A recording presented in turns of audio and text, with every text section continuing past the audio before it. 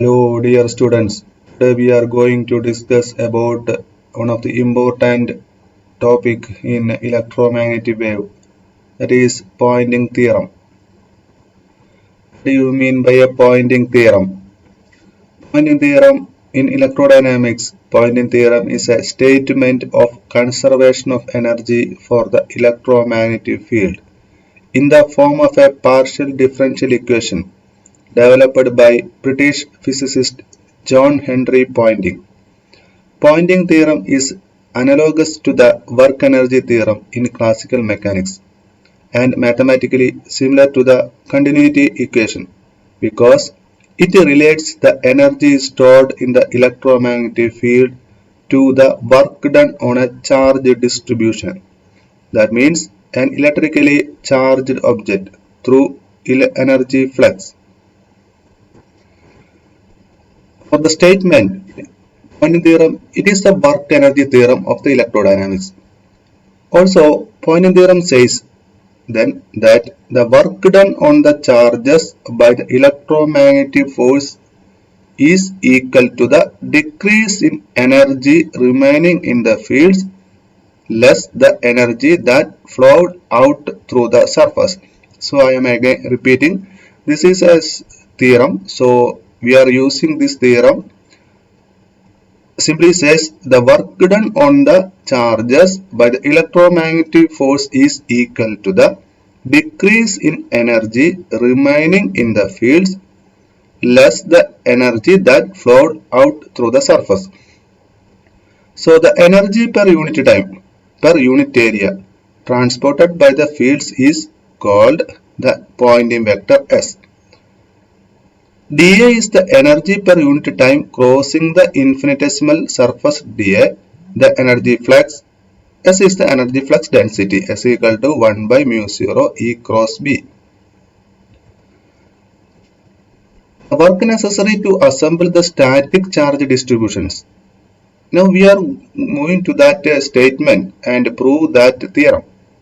So W equal to epsilon 0 divided by 2 integral E square d tau, where E is the resulting electric field, likewise the work required to get current going. Then Wm equal to 1 by 2 mu 0 integral B square d tau, where B is the resulting magnetic field. This suggests that the total energy stored in electromagnetic field per unit volume is U equal to 1 by 2 epsilon 0 E square plus 1 by mu 0 B square. Here we can see here it is the work done in the case of charge distributions. That means electric field. Here in the case of magnetic field. So total energy U equal to 1 by 2 epsilon 0 E square plus 1 by mu 0 B square. According to the Lorentz force law, work done on a charge Q is F dot dl, that means force into displacement, that is equal to, here the force is the Lorentz force, so Q into E plus V cross B. Then we are changing that length into that in the terms of velocity term. Then that means Q E dot V dt. In terms of charge and current densities Q, that means rho d tau and rho V equal to J square. So we are changing the charge and current densities Q in terms of rho d tau and rho V in terms of J square. So the rate at which work done is done on all the charges in a volume V is dW divided by dt equal to volume integral E dot J d tau. Evidently, E dot J is the work done per unit time, per unit volume, which is to say the power delivered per unit volume. We are using the power term. We can express this quantity in terms of fields alone, using the Ampere's-Maxwell's law to eliminate J. We know that E dot J in the Ampere's law we defined E dot J equal to 1 by mu 0 E dot V del cross B minus epsilon 0 E dou E by dou T. From the product rule, we are using that product rule in this equation. That means del dot E cross B equal to, it is very important in the case of Poynting theorem, B dot del cross E minus E dot del cross B. Invoking the Faraday's law, del cross E equal to here, del cross E equal to minus dou B by dou T. It follows that then E dot del cross B equal to, you can see here it is E dot del cross B. We are using this term E dot del cross B equal to minus B dot dou B by dou T minus del dot E cross B. We are using the product rule here. Then substitute in the product rule. Then E dot, in the case of E dot del cross B, we are using del cross E equal to, here it is E cross B, we are substituting, here it is E dot del cross B. Then meanwhile B dot dou B by dou T equal to 1 by 2 rho dou by dou T of B square, and E dot dou E by dou T equal to 1 by 2 dou by dou T of E square.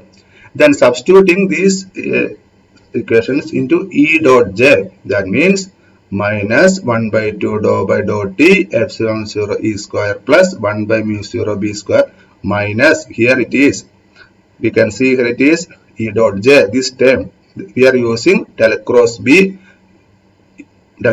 here, we can find del cross B here. Also we can the epsilon 0 E dot dou E by dou T, here it is. Then E dot G equal to minus 1 by 2 dou by dou T of epsilon 0 E square plus 1 by mu 0 B square minus 1 by mu 0 del dot E cross B. Putting this into and applying the divergence theorem, these equations, applying the divergence theorem to the second terms, dw divided by dt equal to minus d by dt of integral volume integral 1 by 2 epsilon 0 E square plus here we can see this is dw divided by dt. We are using this equation. We can find the E dot J from here. Then substituting E dot J here. Then finally dw divided by dt equal to minus d by dt of, here we can see that minus term and integral equations. Epsilon 0 square plus 1 by mu 0 B square d tau minus 1 by mu 0 surface integral E cross B dot dA. We can see here it is. We are changing that surface integral to volume integral. Then this is the Poynting theorem, because Poynting theorem says that then that work done on the charges by electromagnetic force is equal to, this is the work done on the charges by electromagnetic force is equal to the decrease in energy remains in the field less decrease in energy remains in the field less the energy that flowed out through the surface, this energy. So first term is electromagnetic is equal to decrease in energy remains in the field. This is the decrease in energy remains in the field less the energy that flowed out through the surface, this term. So this is the final expression for Poynting theorem. Okay, thank you for your attention.